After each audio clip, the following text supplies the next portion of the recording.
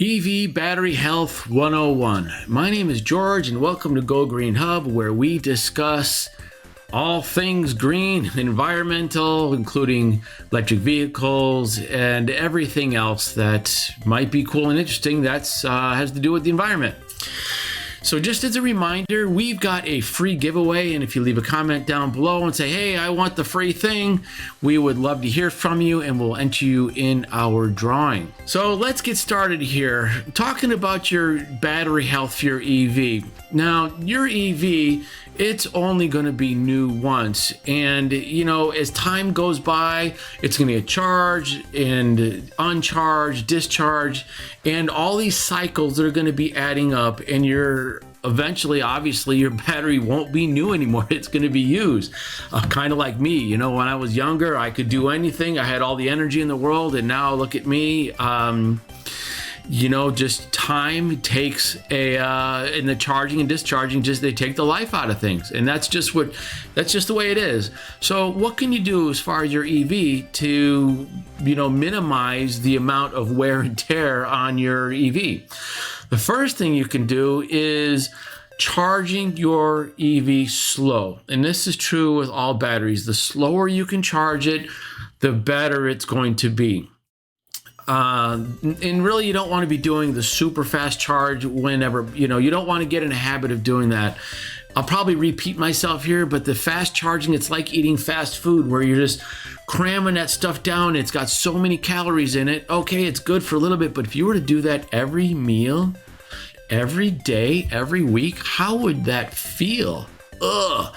So your car battery is the same way. Now, we all know that, the best charging experience is going to be level 2, and there's a video up over there if you want to check that out on the different charging levels, 1, 2, and 3 superchargers and all that.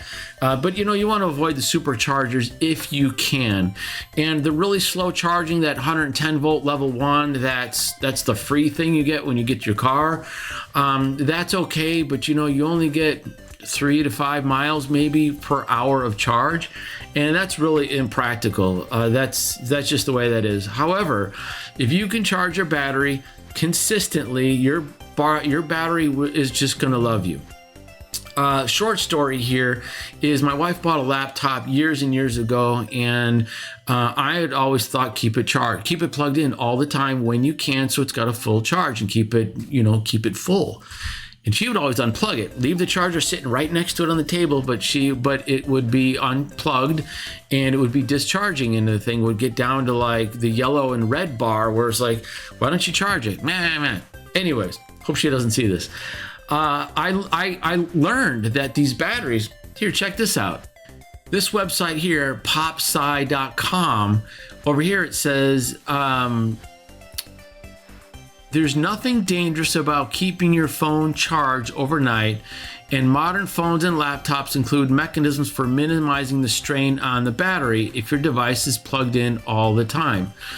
So yes, you can keep your car plugged in all the time, but there's a sweet spot. The sweet spot, there's another video up over there actually which talks about that sweet spot, but between 80 and 20% is where you want to keep your battery charged.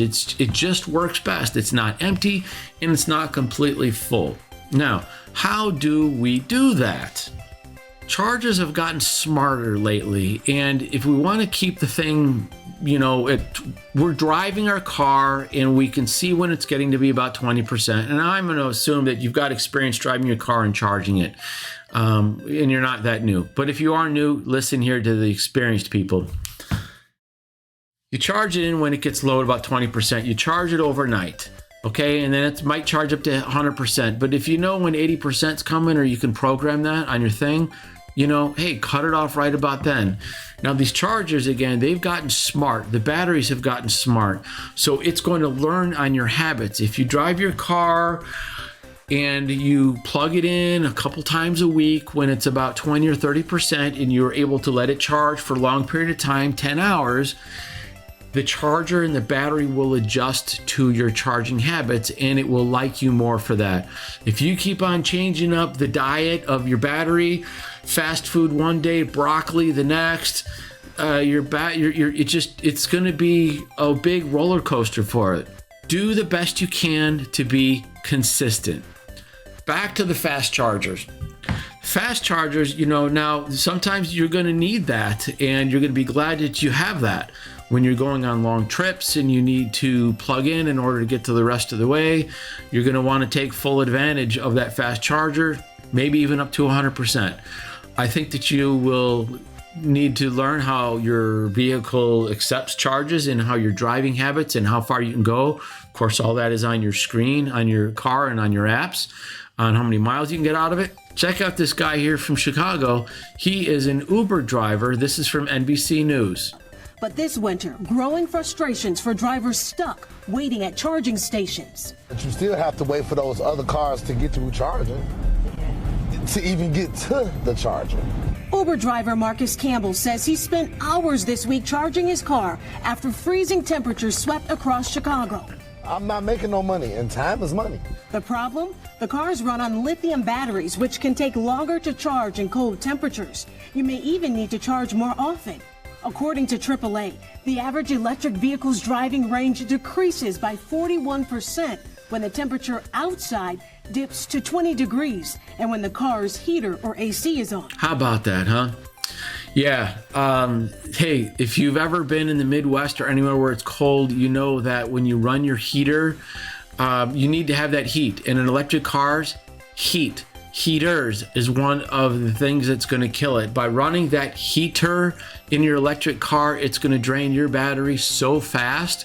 One of the tips is, if you're at home and it is cold outside, you're just driving to work, if you're plugged in that night, go ahead, use your app, warm the car up, give it 20, 30 minutes before you have to go drive, but it's plugged in, so you're actually using the juice from the electricity, not from the battery. And, that'll save you a little bit. The car will be warm as you go there. Another hack is turn on your steering wheel heat and your seat heat.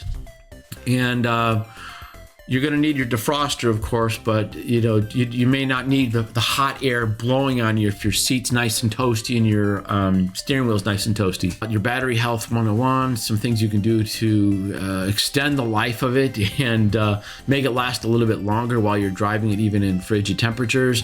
So my name is George from Go Green Hub. Thanks for watching. Again, leave a comment down below to go ahead and enter in the free giveaway.